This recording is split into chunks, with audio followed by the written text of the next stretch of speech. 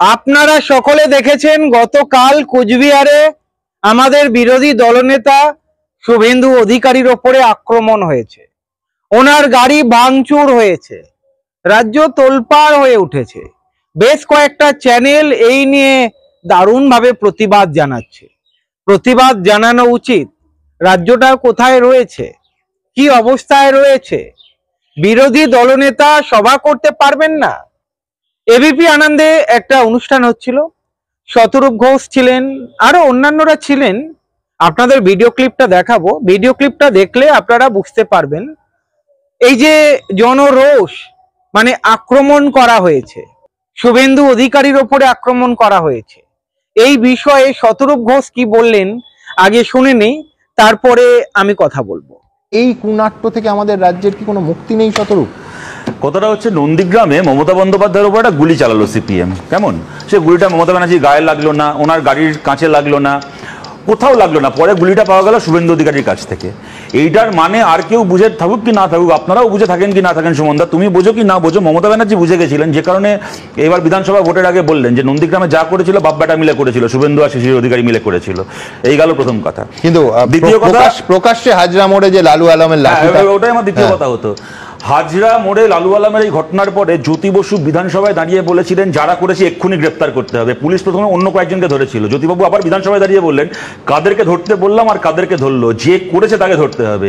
এবং কোমরে দড়ি বেঁধে বামফ্রন্ট সরকারের পুলিশ গ্রেপ্তার করলো। এখানেই শেষ নয়, বামফ্রন্ট সরকারের পুলিশ যার কোমরে দড়ি বেঁধেছিল সেই লালু আলমের হাতে মমতা বন্দ্যোপাধ্যায় রাখি বাঁধলেন। সেই লালু আলম মমতা বন্দ্যোপাধ্যায়ের দলে গেলেন। বামফ্রন্ট তাড়িয়েছিল, সিপিএম ঘাট ধাক্কা দিয়ে তাড়িয়েছিল। 2 নম্বর কথা। 3 নম্বর কথা, সুমনদা তুমি যেমন এই অভিজ্ঞতার কথা বললে, তুমি একটা গাড়িতে ছিলে, তুমি ওই জার্নালিস্টদের সঙ্গে ছিলে এবং লোকেরা অনেকে ছিলেন করেছিলেন। আমি সুমনদা তোমার মুখে আজ থেকে কয়েকদিন আগে এই অভিজ্ঞতাও শুনলাম, যেখানে আমাদের পার্টিরই কিছু লোক হয়তো কিছু সাংবাদিকের ওপর, তুমি যে হাউসে তখন, তাদের ওপর কিছু আক্রমণ ইত্যাদি করার পরে বুদ্ধদা নিজে তোমাদেরকে ডেকে তার জন্য খালি ক্ষমা চান তাই নয়, এবং ক্ষমাটা যে ওনার শুধুমাত্র একটা পিআর এক্সারসাইজ ছিল তাই নয়, আমরা সবাই তোমার কাছে তার জন্য কৃতজ্ঞ। তুমি এটা না বললে এত বছর পরে মানুষ এটা জানতেনও না। এবং বুদ্ধদেব ভট্টাচার্য মেড শিওর যারা এই কাজটা করেছে তারা যেন প্রত্যেকে গ্রেপ্তার হয়। ট্রেডিশনের কথা যদি বলো সুমনদা, আজকে কোনো ট্রেডিশন এবং একবারের জন্য বলেননি যে ওরা আমার দলের ছিল না, ওরা অন্য কোনো দল। অতএব যদি ট্রেডিশনের কথা বলো সুমনদা, বাংলায় কোনো ট্রেডিশন কন্টিনিউড হচ্ছে না, বাংলার একটা ট্রেডিশন ভেঙেছে। শাসক দলেরও কোনো লোক যদি আইনের পরিধির বাইরে গিয়ে কোনো অন্যায় করে, সেই দলের মুখ্যমন্ত্রী তার বিরুদ্ধে একটা ব্যবস্থা নেওয়ার নির্দেশ দেবেন। এই ট্রেডিশন বাংলায় ছিল, যে ট্রেডিশন আজকে ভেঙেছে। 4 নম্বর কথা, সূর্য মিশ্রের কথা বললে ঠিক কথা বলেছে। যখন উনি বিরোধী দলনেতা, ওনার উপর বারবার আক্রমণ হয়েছে, সেই আক্রমণগুলো করেছিল কে সুমনদা?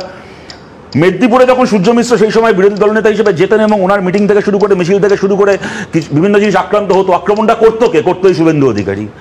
বিশ্বনাথের যে কথাটা বললেন না, যে এটা হচ্ছে এরকম ওই একটা বাংলায় যারা ভায়োলেন্সের কালচার চালায় তারা যেতে, আমি ওনার সাথে সব ব্যাপারে আমি তর্ক করছি না, কিন্তু এইটা বলছি, এইটা না যেটাকে জনরস বলে চালিয়ে দেওয়ার চেষ্টা হচ্ছে। আমি দেখছি জয়প্রকাশ মজুমদার দাঁড়িয়ে এখন বলছেন যে মানুষের জনরস কি বলছিলেন, সে মানে কাব্যিক ভাষায় ঢেউয়ের মতো জনরোষ। ওই ঢেউয়ের মতো জনরোষ যখন উনি বিরোধী ছিলেন, ওনার কোমরে 3 ইঞ্চি নিচে পড়েছিল করিমপুরে, তখন ওটাও তাহলে ঢেউয়ের মতো জনরোষ ছিল।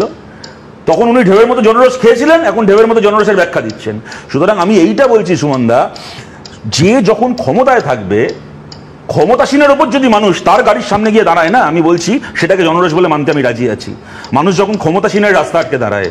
কিন্তু যে বিরোধী, আজকে শুভেন্দু অধিকারী রাজনৈতিকভাবে আমার বিরোধী হতে পারে, কিন্তু যে বিরোধী, আমরা এই জিনিসও দেখেছি, এ তো ছেড়ে দেওয়ার একটা ঘটনা, ভোটের দিন বিভিন্ন প্রার্থী তাদের কেন্দ্রে বা তাদের মানে কেন্দ্রের মধ্যে বিভিন্ন পোলিং বুথে যাচ্ছে, প্রত্যেকে 10 তৃণমূলের লোক এসে আপনাকে এলাকায় দেখা যায়নি, আপনি বহিরাগত, আপনি কে, আপনি কেন কেন্দ্রে ঢুকবেন, এবং এই সব কিছুকে চালানো হয় জনরোষ বলে। এগুলো জনরোষ না, এগুলো হচ্ছে যে ক্ষমতায় আছে সে পুলিশের জোরে, ক্ষমতায় থাকার জোরে সে তার আস্ফালন ফলাচ্ছে। আমি লাস্ট 2টো কথা বলছি। একটা উদাহরণ বারবার করে আসবে, নাড্ডার কনভয় হামলা। তুমি বললে 3 জন আইপিএসকে ডেপুটেশনে পাঠানো হয়েছিল, মানে তারা দিল্লি চেয়েছিল কিন্তু মমতা বন্দ্যোপাধ্যায় ছাড়েননি, তারপর দিল্লিও সেটা ভুলে গেল। আমি তার পাশাপাশি তোমাদের মনে করাই, আলাপন বন্দ্যোপাধ্যায় তখন মুখ্য সচিব, তাকে ডেকে পাঠানো হয়েছিল এবং আলাপন বন্দ্যোপাধ্যায় সেই নির্দেশ ফিরিয়ে দিলেন, তিনি গেলেন না।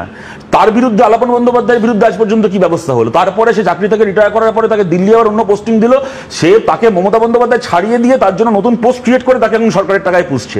কিন্তু আজ পর্যন্ত তার বিরুদ্ধে কি ব্যবস্থা নিল কেন্দ্রের সরকার? আর আমি শেষ এখানে বুয়াদাকে আমি বলছি, আপনি শুভেন্দু অধিকারী টাকা নেওয়ার কথা বললেন ঠিকই, আমি আপনাকে এই প্রশ্ন করে আর বিব্রত করবো না যে এবিপি আনন্দে নারদার ভিডিও দেখেছিলাম, সেখানে ববি হাকিমেরও স্যান্ডো গেঞ্জি পরে টাকা খাওয়া দেখেছিলাম, সেখানে সৌগত রায় থেকে শুরু করে ককালি হোসেন সবাই থেকে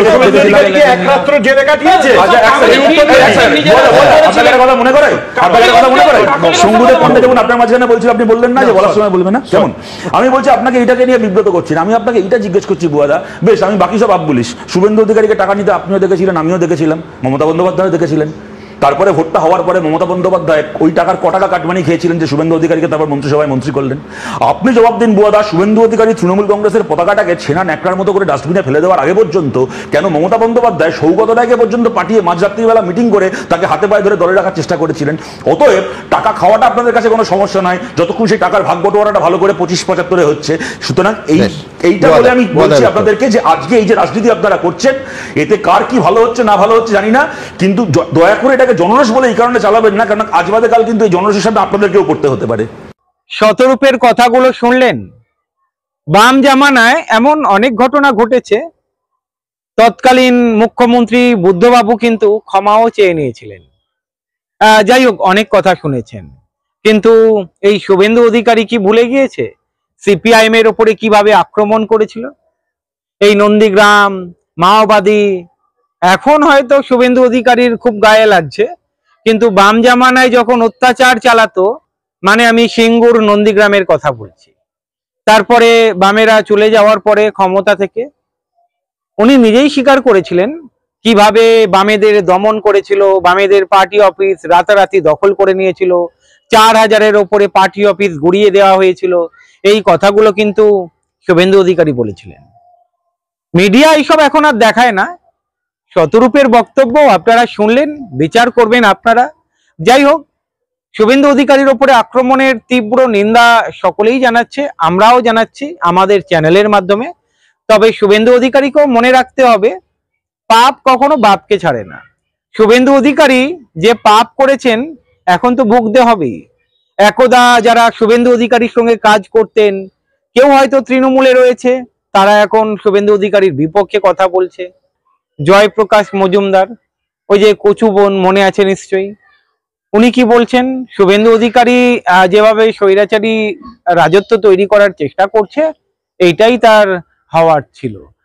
যাই হোক, উদয়ন গুহ কি বলেছে আপনারা জানেন, মানে কুচবিহারে ঢুকতে দেবে না, বিজেপি শূন্য করে দেবে।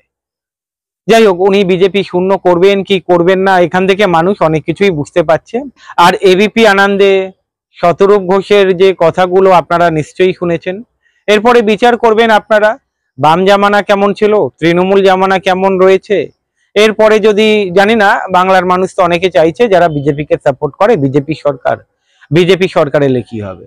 তবে আমার তো মনে হয় বিজেপি সরকার এলে তৃণমূল যেটা করছে বিজেপিও হয়তো সেটাই করবে। কারণ ত্রিপুরাতে তো আমরা দেখতে পাচ্ছি কি হচ্ছে। আর ত্রিপুরা রাজ্যে বিজেপি যেভাবে স্বৈরাচারী শুরু করে দিয়েছে, পশ্চিমবঙ্গে শুরু করবে না হতে পারে। আর শুভেন্দু অধিকারী যদি মুখ্যমন্ত্রী হন, কথার কথা যদি কোনো সময় হন, একবার আপনারা ভেবে দেখবেন তো, মমতা ব্যানার্জির এক কাঠি ওপরে থাকবে। এখনই যেভাবে মুসলিম বিদ্বেষী মনোভাব রয়েছে, যদি ক্ষমতায় আসে, যদি কোনো সময় মুখ্যমন্ত্রী হন, একবার ভেবে দেখুন রাজ্যটা কোথায় যাবে, রসাতলে যাবে। শুভেন্দু অধিকারীও তো ওই যে স্ট্রিং অপারেশন মনে আছে, টাকা নেওয়া থেকে শুরু করে, মানে সবাইয়ের নামে কালির ছিটা রয়েছে, এরা আবার বামেদের গায়ে কালির ছিটা লাগাতে চায়। যাই হোক, এবারে শুভেন্দু অধিকারী একটু ভোগুক, দেখুক মমতা ব্যানার্জির আঁচলের তলায় অনেকদিন ছিল। যাই হোক, এই কথাটা আমি বলছি না, ওনারই দলের নেতা বলেছিলেন দিলীপ ঘোষ।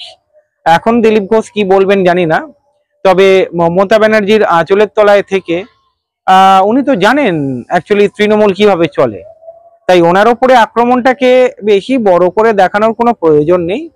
এরকম দেখতে থাকবেন, বামেদের এইভাবেই ধ্বংস করেছিল, বামেদের পার্টি অফিসগুলো এই শুভেন্দু অধিকারীর নেতৃত্বে। উনি নিজেও স্বীকার করেছিলেন 4000-এর ওপরে পার্টি অফিসও ভাঙা হয়েছে। বিচার করবেন আপনারা, ভালো থাকবেন, আবার দেখা হবে।